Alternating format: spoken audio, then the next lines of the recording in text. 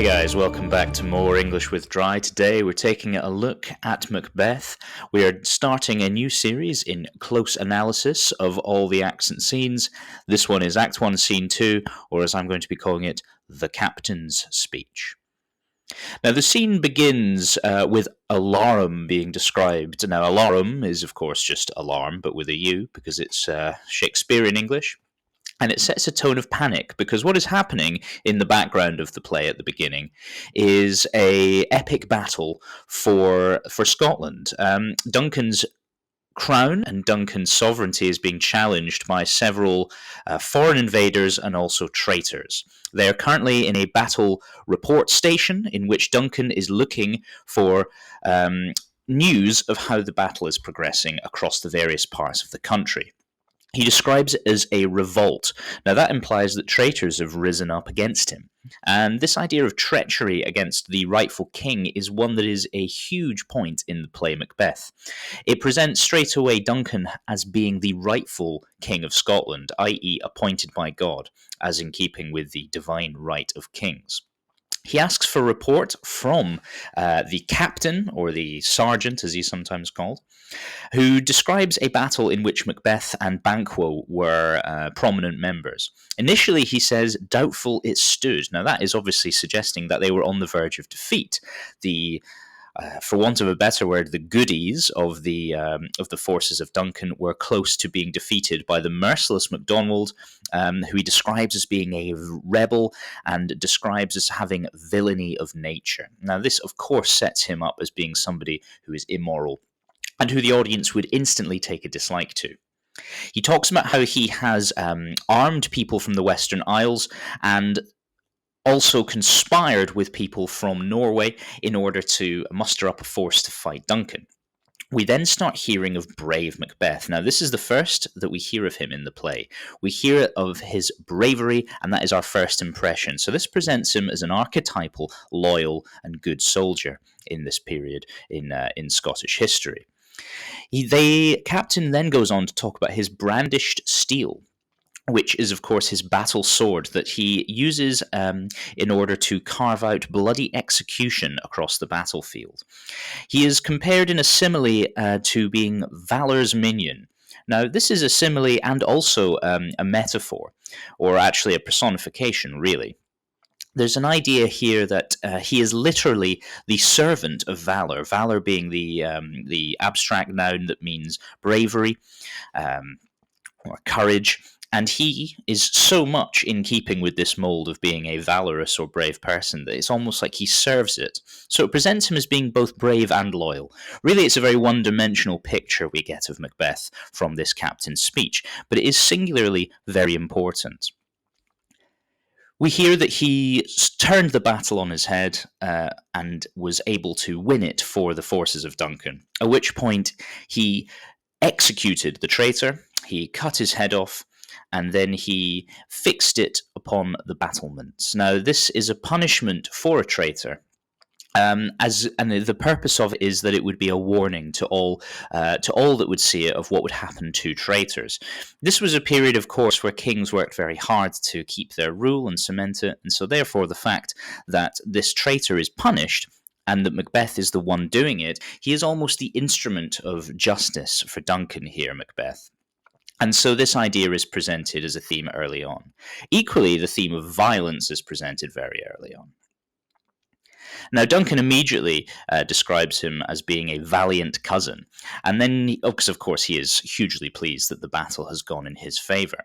But this is him acknowledging Macbeth's bravery and also acknowledging the fact that he serves him as his king and that he is loyal to the throne of Scotland. Of course, this is an idea that is hugely contrasted later on in the play, so therefore this scene would always be a very good first reference point that discusses how brave Macbeth really is initially. The captain continues to discuss what took place in this battle. He talks about how no sooner had Macbeth defeated this traitor that further forces came. He talks about how Valor was armed and compelled these skipping kerns to their trusted heels, at which point the Norwegian lord arrives with a furbished assault and new supplies of men. But what is interesting is the way that justice is described immediately next to valor. It is symbolically linked together. Bravery is designed to be symbolically thought of as next to justice. Now, there is a common theme in this play that cowardice is something that is um, linked with immorality or unjustness. There's a reason why Macbeth is unable to defeat Duncan on the battlefield in a heroic way, and why he sneakily and behind the cover of darkness steals into his room at night and stabs him. It's because it is not a brave action. Therefore, it's important in this play to think about how bravery is connected with the idea of acting in a just way. Certainly, at the end of the play, it is brave Macduff who is able to defeat Macbeth.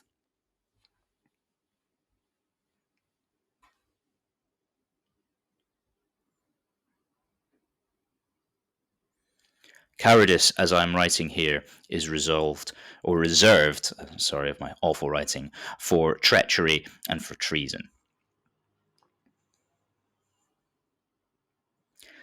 And now this fresh assault is something that it's almost like those sections in films where the brave hero is winning the fight only to discover a second, even bigger force comes against them. And this is precisely what happens. So it's a very kind of epic battle that is being described. Now, of course, we don't see this battle in the text because it's not something that would need to be directed. It's up to individual directors whether they would actually show this or not. But Duncan just asks sort of incredulously, well, was this not something that threatened to overwhelm Banquo and brave Macbeth? And the captain says, yes, as sparrows, eagles, or hare the lion, i.e., there is no way that they were going to be overwhelmed. And in doing so, he describes both Macbeth and Banquo as being eagles or lions, and compares the opposition to being sparrows and hares. Now, eagles are considered to be the kings of the of the bird race, and lions are considered to be kings of the animal kingdom. And so, therefore, it is describing the pair of them as almost royalty in terms of their ability to fight. And anyone who comes against them as being mere sparrows or hares, which, of course, are quite weak in comparison in terms of animals, and often they are hunted as opposed to being hunters. So this is a description that is designed to make them seem heroic, and it's the first of very many animal imagery examples throughout the play. But equally, there is an idea of a link to royalty. This is an idea of regality that connects with Duncan himself. Okay, now it is an image that is designed to present Banquo and Macbeth as being almost kings of the battlefield. But on the other hand, it is more about the idea that they themselves serve the king who is Duncan. Okay, the clear message or the clear inference that is being made here is that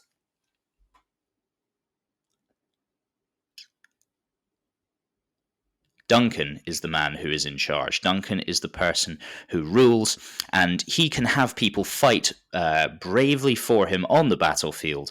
But when it comes to fighting, when it comes to the overall status, this is what he enjoys. This is the status that he has.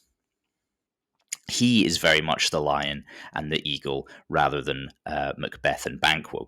Now, you could argue that this is one of the things that causes Macbeth to have his ambition and causes him and sort of is a catalyst for him deciding to murder Duncan in the end. Because despite their bravery and despite the fact that on the battlefield, like I've said, they're lions and eagles, they are treated very much as hares or sparrows in the real world. There is an argument to be made that actually Macbeth becomes fed up with this sense that all he does is put his body on the line for the crown of someone else, but actually he is the one who is doing this. He is the one who is risking himself, and therefore perhaps if he is the one who is brave enough to put himself in harm's way, perhaps he should be rewarded with the crown as well. Now, finally, the captain goes on to describe how the Thane of Cawdor is one of this number of disloyal traitors. Now, this is the old Thane of Cawdor. Obviously, Macbeth is famously the Thane of Cawdor, but this is the Thane of Cawdor at the beginning of the play. He is a disloyal traitor, and somebody who is captured and executed, and his head would also have been put on a battlement. And it is this title of Thane of Cawdor that is gifted to Macbeth as a result of his bravery, almost as a reward. Now, we know Macbeth at the start is only the Thane of Glamis. Now, remember, Thane is an ancient Scottish term meaning some sort of lord. But no more the Thane of Cawdor will the Old One be, go pronounce his present death, and with his former title greet Macbeth. This is to say that he has therefore been made Thane of Cawdor. Now, this is not something he would know in Act 1, Scene 2, which is why it seems like it's new information to him when the witches tell him, but this is the title he is given at this point in Act 1, Scene 2, as a reward for his bravery and for saving, protecting the reign of King Duncan. I hope you found this video to be useful. Make sure you keep watching, like and subscribe, and I'll see you next time. Goodbye.